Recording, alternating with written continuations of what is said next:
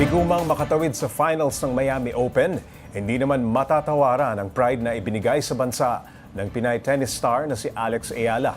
Kaya sa Pilipinas man o sa abroad, talagang nagbubunyi ang mga Pinoy. Para bigyan ng mukha ang balita, Mobile Journal Denise Valdesancho.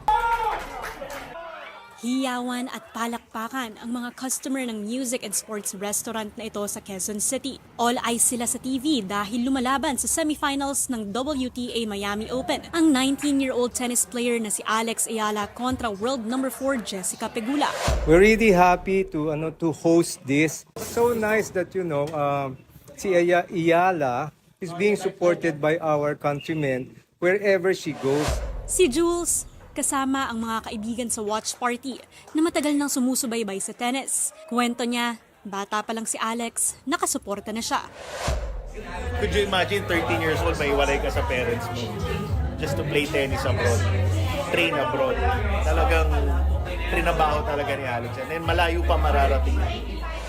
Avid tennis fan din si Tintin, kaya hanga siyang isang Pinay ang lumalaban sa prestihiyosong kompetisyon. Nakaka-proud talaga. I've been watching tennis for a long time and to finally see a Filipino on that stage, global stage. So we're very, very proud and excited. I know there are more matches ahead, so we'll plan on watching her. Nakuha ni Pegula ang unang set, pero bumawi si Ayala sa ikalawa. Pansin man ang tila iniindang sakit sa hita ni Alex sa laro, tiwala raw sila na makaka-bounce back ang atleta. Parang may iniinda siya sa thigh niya eh. Parang napagod na yung isang thigh niya kasi inaalagaan niya yung may bandage sa thigh. Kaya next tournament, iba yan, mas magaling. Umabot ng 3 set ang laban. Sa huli, naungusan ng American player ang ating pambato, 7-6, 5-7, 6-3. Siyempre, it's heartbreaking, but still very proud of what she has reached. First Filipino, ang dami na niyang historical milestones that she has achieved, right? So, I'm sure she's going to come out of it very, very proud pa rin and good, yeah.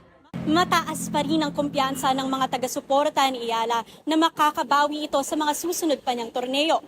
At naniniwala ang mga ito na yan pa lang ang simula ng pagpapakitang gilas ng mga Pinoy sa larangan ng tennis. Mobile Journal Denise Valdesancho po, hatid ang mukha ng balita.